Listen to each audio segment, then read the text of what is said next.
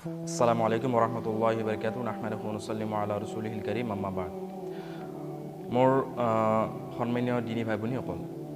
আল্লাহৰ বহুত বাৰে এহছান যি মহান আল্লাহ পাকে মোক আৰু আপোনাক 2023 বৰ্ষৰ ৰমজান মাহ আমাক নসিব কৰিছে। তো মই কথাটো এইকাৰণে কৈছোঁ যে আমাৰ লগত যোৱাবাৰ কিছুমান এনেকুৱা মানুহ আছিলে যিসকলে আমাৰ লগত একেলগে ইফতাৰ কৰিছিল, একেলগে আমাৰ লগত তাৰাবি আদায় কৰিছিল, একেলগে আমাৰ লগত চেহেৰি খাইছিল, ৰোজা ৰাখিছিল একেলগে। কিন্তু সেই ব্যক্তিসকল হয়তো কিছুমান আজি কি আছে, এন্ধাৰ কবৰৰ তলত শুই আছে। তো আগন্তুক অনাগত দিনত অহা বছৰত ৰমজান মাহ মোৰ আপোনাৰ ভাগ্যত নসিব হ'বনে নহয়, সেইটো মই আপুনি কোনো আমি ডাঠি পেলাই ক'ব নোৱাৰোঁ যে আমি অহা বছৰলৈকে ৰমজানলৈকে আমি আমাৰ হায়াত থাকিব বা আমি ৰমজান মাহ যে আমাৰ নসিব হ'ব অহা বছৰত। তো সেইকাৰণে যিটো ৰমজান মাহ চলি আছে, অলমোষ্টটো আধা ৰমজান মাহ গুচিয়ে গ'ল। তো বাকী থকা ৰোজাকেইটা আমাক চহি হিচাপে ৰখাৰ কাৰণে, আদায় কৰাৰ কাৰণে তাৰাবি আদায় কৰাৰ তৌফিক দান কৰক। তো ৰমজান মাহটো আমি এনেকৈ কটাব লাগে যে এই ৰমজান মাহটো আমাৰ জীৱনৰ অন্তিমটো ৰমজান মাহ, এই ৰোজা আমাৰ জীৱনৰ অন্তিমটো ৰোজা, এই চেহেৰি, এই ইফতাৰ আমাৰ জীৱনৰ অন্তিমটো ইফতাৰ হয়, চেহেৰি হয়। এই গোটেইখিনি বস্তু যদি আপুনি জেহেনত ৰাখি পেলাই ৰমজান মাহত যদি আমল কৰিব, ৰোজা হওক, চেহেৰি হওক, তাৰাবি হওক, তো তো কি হ'ব, আপোনাৰ এই ৰমজান মাহটো ৰমজান মাহ হিচাপে আপুনি অতিবাহিত কৰিব যদি আপুনি এইবিলাক বস্তু জেহেনত ৰাখে। কিন্তু যদি আপুনি এইবোৰ নাভাবে যে ৰোজা আছে, আজি আছে কালি না, ৰমজান মাহ আজি আছে কালি গুচি যাব, আকৌ পাম হেনতেন কথা, তো তেতিয়াহ'লে আপোনাৰ ৰমজান মাহ আৰু অনা ৰমজানৰ মাজত কেৱল চেহেৰি আৰু ইফতাৰৰ ডিফাৰেঞ্চ থাকিব, বাকী ক্ষেত্ৰত একো ডিফাৰেঞ্চ নাথাকিব। ৰমজানত আপুনি চেহেৰি ইফতাৰ কৰিছে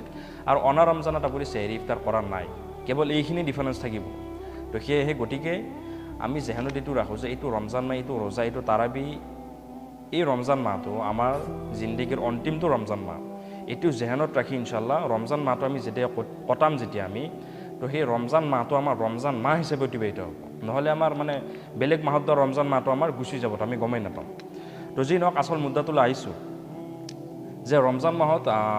আমি চবেই জানো যে আল্লাহে শয়তানক কেদ কৰে ৰমজান মাহত। এইটো একদম বাৰ্হক হয়, ঠিকে কথা হয়, সহি কথা হয় যে আল্লাহে ৰমজান মাহত কি কৰে, শয়তানক বন্ধ কৰি ৰাখে। তো এতিয়া একাংশৰ মনত প্ৰশ্ন উদয় হয়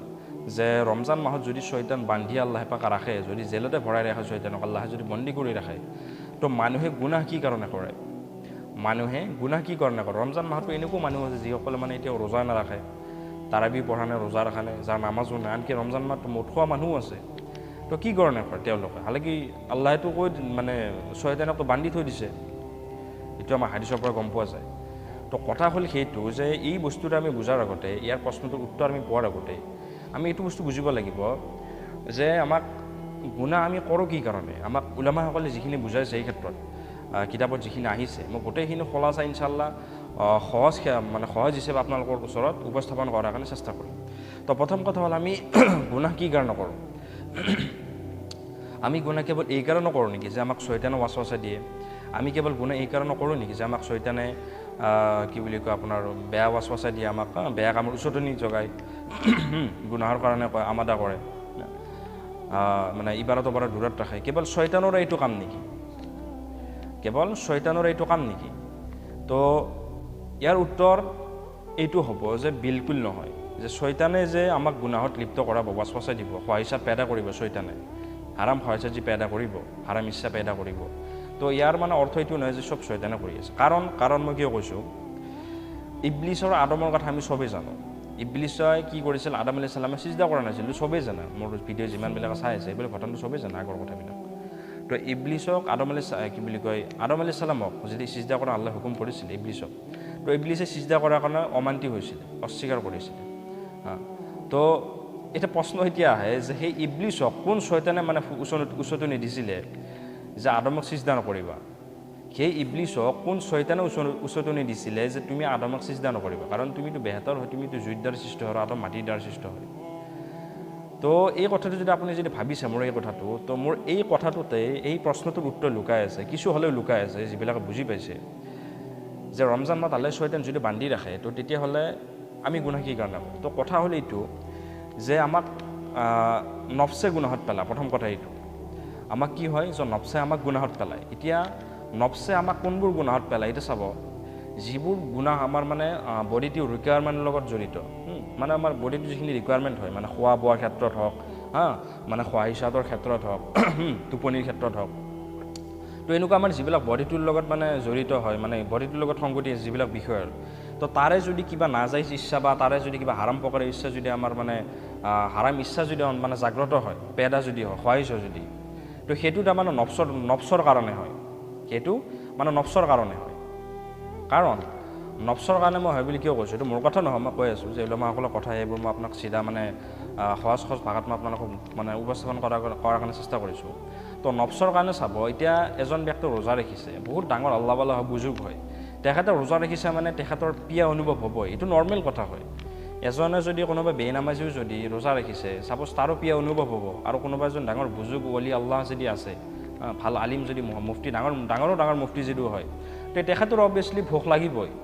ভোক অনুভৱ হ'বই এতিয়া ইয়াৰ মূৰত এইটো নহয় যে তেখেতক মানে এইটো চৈতান আমাক কৰি আছে এনেকুৱা কথা নহয় যিহেতু আমাৰ আল্লাহে ফিতৰত ৰাখিছে এইটো আমাৰ নফছে এইটো ক'বই যে ভোক লাগিলে মানে পেটত খালি থাকিলে আমাৰ মানে খাব ইচ্ছা যাই থাকে পিয়া লাগি থাকে এইটো আমাৰ খোৱাইজ হয় এইটো আমাৰ এই খোৱাইজটো আমাক কিহে পেদা কৰে এইটো আমাক নফছে পেদা কৰে এইটো কৰাৰ কাৰণে আমাক নফছে উচতনি যোগায় দ্বিতীয় কথা হ'ল শয়তানৰ কাম কি